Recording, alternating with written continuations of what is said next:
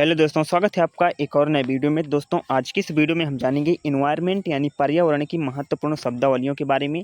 जो आज की इस वीडियो में हम मोस्ट इम्पोर्टेंट 10 महत्वपूर्ण इन्वायरमेंट यानी पर्यावरण की महत्वपूर्ण शब्दावलियों के बारे में जानेंगे, जो सभी परीक्षाओं के लिए मोस्ट इम्पोर्टेंट है। चाहे आप किसी भी एग्जाम्स की तैयारी करें, सभी एग्जाम्स के लिए, सभी प्रतियोगी परीक्षाओं के लिए मोस्ट इम्पोर्टेंट वीडियो है। तो वीडियो के अंत तक जरूर बने रहें, और अगर आपको ये वीडियो अच्छी लगी तो लाइक कर चैनल को सब्सक्राइब जरूर करें। तो चलिए वीडियो शुरू करते हैं। तो सबसे पहले हम जानते हैं पर्यावरण यानी कि इन्वायरमेंट किसे कहते हैं। तो इसकी परिभाषा है हमारे चारों ओर मौजूद सभी जीवित यानी कि पौधे, मनुष्य, पशु, पक्षी, सूक्ष्म जीव, ये सभी क्या हैं? जीवित, सभी जीवित और सभी निर्जीव तत्वों का समग्र समूह जो हमारे जीवन को प्रभावित करता है, पर्यावरण कहलाता है। निर्जीव जैसे कि वायु, जल, मिट्टी, प्रकाश, ताप, ये सभी क्या है? निर्जीव हैं। तो ये सभी क्या है? हमारे पर्यावरण के अंग कहलाते हैं। उदाहरण जैसे कि हवा, पानी, पेड़ पौधे, जानवर और मनुष्य सभी मिलकर पर्यावरण बनाते हैं। पर्यावरण किन शब्दों से मिलकर बना है? पर्यावरण बना है परिधन आवरण से।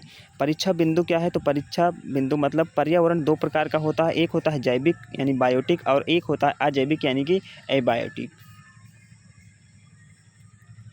नेक्स्ट है पारिस्थितिकी यानी कि इकोलॉजी किसे कहते हैं। इसकी परिभाषा क्या है? तो इसकी परिभाषा है जीवों तथा उनके पर्यावरण के बीच होने वाले पारस्परिक संबंधों के अध्ययन को पारिस्थितिकी कहते हैं, इकोलॉजी कहते हैं। जैसे कि जंगल में शेर, हिरण, घास और जल स्रोतों के बीच संबंध। परीक्षा बिंदु इसके यानी कि मोस्ट इम्पोर्टेंट परीक्षा की दृष्टि से कौन है? तो पारिस्थितिकी शब्द का यानी इकोलॉजी शब्द का प्रयोग जर्मन वैज्ञानिक अर्नस्ट हैकल ने किया था सबसे पहले 1866 ईस्वी में।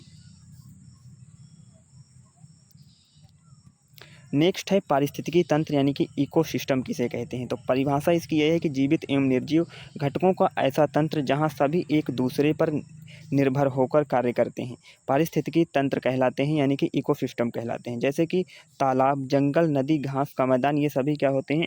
पारिस्थितिकी तंत्र होते हैं, इकोसिस्टम होते हैं। परीक्षा बिंदु यानी कि परीक्षा की दृष्टि से इसमें उत्पादक, उपभोक्ता, अपघटक तथा अजैविक घटक शामिल होते हैं।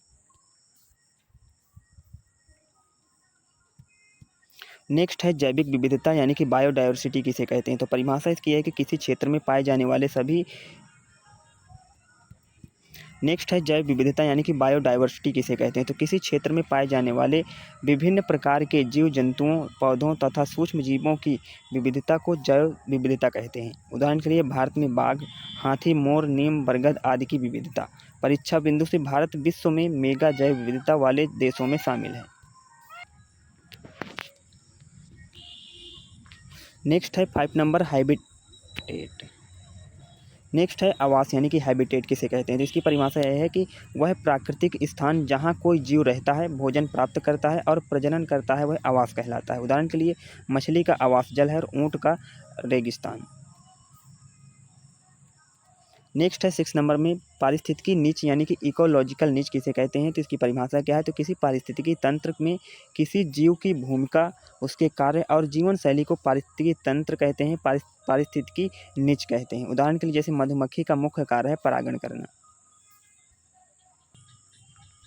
नेक्स्ट है 7 नंबर में खाद्य श्रृंखला यानी फूड चेन किसे कहते हैं। तो परिभाषा इसकी यह है कि भोजन और ऊर्जा के एक जीव से दूसरे जीव तक क्रमिक स्थानांतरण को खाद्य श्रृंखला कहते हैं। उदाहरण के लिए जैसे कि घास से टिड्डा, घास को टिड्डा खाता है, और टिड्डा को मेढक, मेढक को सांप, और सांप को बाज खाता है। तो यह एक फूड चेन है यानी कि खाद्य श्रृंखला है।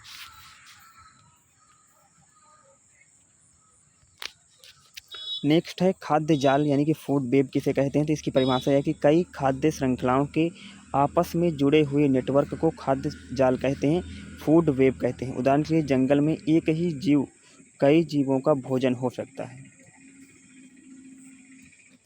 नेक्स्ट है 9 नंबर उत्पादक यानी कि प्रोड्यूसर किसे कहते हैं। परिभाषा इसकी है कि वे जीव जो सूर्य के प्रकाश की सहायता से अपना भोजन स्वयं बनाते हैं, उत्पादक कहलाते हैं। उदाहरण के लिए जैसे कि हरे पौधे और शैवाल। हरे पौधे कैसे बनाते हैं? फोटोसिंथेसिस से। नेक्स्ट है और इस वीडियो का लास्ट शब्दावली है उपभोक्ता यानी कि कंज्यूमर किसे कहते हैं। तो इसकी परिभाषा यह है कि वे जीव जो अपना भोजन स्वयं नहीं बना सकते हैं और अन्य जीवों पर निर्भर रहते हैं, वह उपभोक्ता कहलाते हैं, कंज्यूमर कहलाते हैं। जैसे कि उदाहरण मनुष्य, शेर, गाय, ये सभी क्या होते हैं? उपभोक्ता होते हैं, कंज्यूमर होते हैं। तो आपको ये वीडियो कैसी लगी कमेंट करके जरूर बताएं, और अगर आपको ये वीडियो अच्छी लगी तो लाइक कर चैनल को सब्सक्राइब जरूर करें। धन्यवाद।